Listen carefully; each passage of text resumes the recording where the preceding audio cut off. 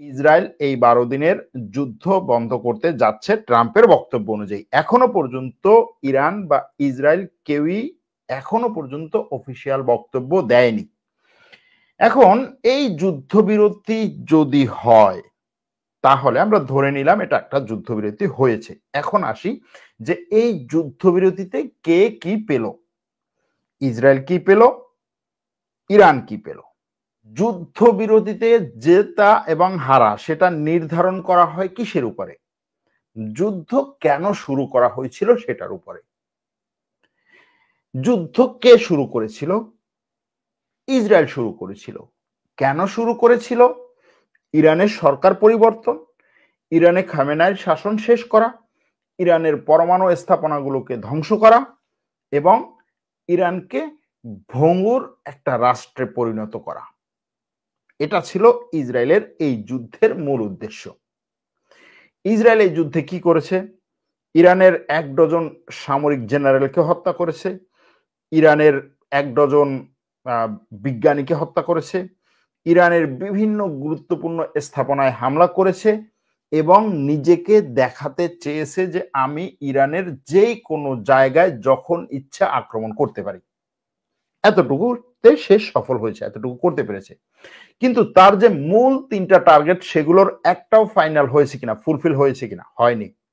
ইরানের এই সরকার পরিবর্তন করতে পারেনি, আয়াতুল্লাহ খামেনিকে হত্যা করবে বলেছে, করতে পারেনি। ইরানকে ভঙ্গুর করে দিবে, ইরানে অন্য তার পছন্দ মতো একজনকে এনে ক্ষমতায় বসাবে, পারেনি।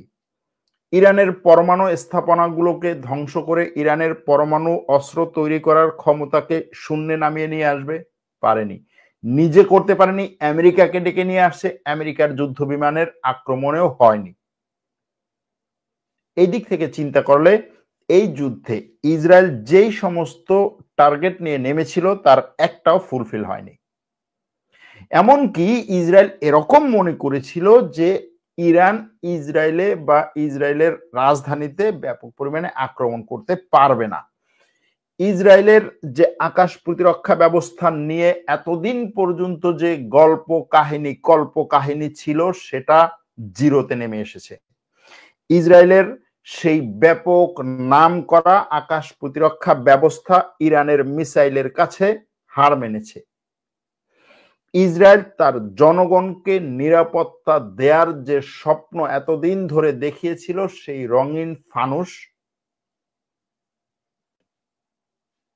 বলেন আপনারা, শেষ হয়ে গেছে।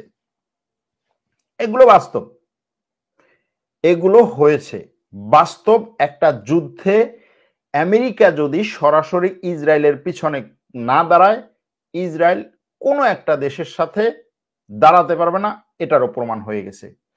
ইসরায়েলকে এতদিন ধরে টেকনোলজিতে, তারপরে হচ্ছে অস্ত্র শস্ত্রে, নিরাপত্তায় স্বয়ং সম্পূর্ণ হিসেবে যে দেখানোর চেষ্টা করা হয়েছিল সেটাও যে পুরোপুরি একটা কল্পকাহিনী সেটারও প্রমাণ হয়েছে।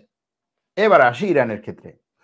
ইরান এই যুদ্ধে কি করতে চেয়েছিল? ইরানের রাজনৈতিক বক্তব্য ছিল যে আমরা ইসরায়েলকে মানচিত্র থেকে মুছে দেব, ইসরায়েলের সরকার পরিবর্তন করব। ইসরায়েল যখন বলছে ইরানের সরকার পরিবর্তন করব, তখন ইরানও বলছে ইসরায়েলের সরকার পরিবর্তন করব। ইসরায়েল বলছে তেহরান জ্বলবে, এরা বলছে তেল আভিভ জ্বলবে, এরকম ভাবে। এবং ইরান বলছে যে ইসরায়েল যেহেতু যুদ্ধ শুরু করেছে আমরা শেষ দেখে ছাড়ব। কিন্তু ইরান যেই সমস্ত টার্গেটে আক্রমণ করেছে বলেছে সেই সমস্ত টার্গেটে যথেষ্ট পরিমাণে ক্ষয়ক্ষতি হয়েছে বলে তেমন কোনো খবর নেই। যেমন ধরুন, ইসরায়েলের সামরিক জেনারেলদেরকে হত্যা করেছে এরকম বড় ধরনের কোনো খবর নেই। ইসরায়েলের বিশাল বিশাল সামরিক ঘাঁটি পুরোপুরি ধ্বংস হয়ে গেছে এরকম খবর নেই। হ্যাঁ, ইসরায়েলের বিভিন্ন জায়গায় আক্রমণ হয়েছে, ইরান আক্রমণ করেছে, যেই সমস্ত জায়গায় আক্রমণ করতে পারবে না বলেছে সেই সমস্ত জায়গায়ও আক্রমণ হয়েছে এবং শেষ পর্যন্ত ইরান টিকে থাকতে পেরেছে। ইসরায়েলের মতো একটা শক্তি যার পেছনে পুরোপুরি আমেরিকা দাঁড়িয়ে, তার আক্রমণের পরেও ইরান টিকে থাকতে পেরেছে। এটা হচ্ছে ইরানের সফলতা। ইরানের ব্যর্থতা হচ্ছে ইরান তার মিসাইল শক্তিকে, তার নিজস্ব তৈরি আকাশ প্রতিরক্ষা ব্যবস্থা শক্তিকে যেইভাবে এত বছর ধরে তুলে ধরেছিল, যে সে 40 বছর পর্যন্ত শুধুমাত্র এই জায়গায় সে ইনভেস্ট করেছে, সেই জায়গাতে সে যথেষ্ট পরিমাণে সফল না। সে যতগুলো মিসাইল ছুঁড়েছে, প্রথম দিনে সে কয়েকশো মিসাইল ছুঁড়েছে, কিন্তু তারপরে তার মিসাইল নিক্ষেপের সংখ্যাটা কমে গিয়েছিল, তার ড্রোন নিক্ষেপের সংখ্যা কমে গিয়েছিল। ইসরায়েল যেভাবে যত পরিমাণে আক্রমণ করেছে সে পরিমাণে ইরানের আক্রমণের সংখ্যা কম ছিল। ইরানের ড্রোন ইসরায়েলের আকাশ প্রতিরক্ষা ব্যবস্থা প্রায় অর্ধেকের বেশি আকাশে থাকতেই নষ্ট করতে পেরেছে। ইরান যে পরিমাণে তার হাইপারসনিক মিসাইল ব্যবহার বা মিসাইল আছে বলে, হাইপারসনিক ব্যালিস্টিক মিসাইল আছে বলে, বা যে পরিমাণে সে এগুলোকে হাইলাইট করেছিল, সে পরিমাণে আক্রমণ ইসরায়েলে হয়নি। কিন্তু তারপরেও ইসরায়েলের গত বলা যায় যে 40 বছরের ইতিহাসে বা 60 বছরের ইতিহাসে বর্তমানে ইরান এই 12 দিনে যে আক্রমণ করেছে, এরকম আক্রমণ ইসরায়েল এর আগে কখনো দেখেনি। সুতরাং সেই দিক থেকে চিন্তা করলে ইরানকে আপনি এগিয়ে রাখতে পারেন। এখন এই আক্রমণের ফলে যে জিনিসটি হয়েছে সেটা হচ্ছে মধ্যপ্রাচ্যে ইসরায়েল এবং ইরানের যে একটা ব্যাপক পরিমাণে ফানুস ছিল সেটা চুপসে গেছে।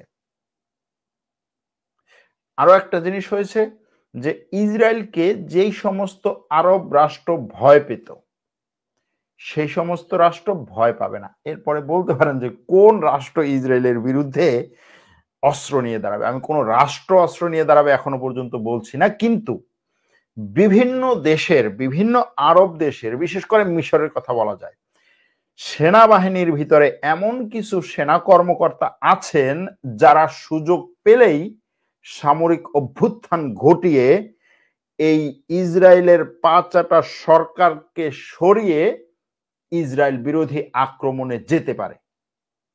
সুতরাং তাদের মধ্যে একটা সাহস সঞ্চার হয়েছে যে ইসরায়েলের দুর্বলতা কি কি সেটা মোটামুটি ইরান এবং ইরানের এই আক্রমণের কারণে অনেক দেশ জেনে গেছে।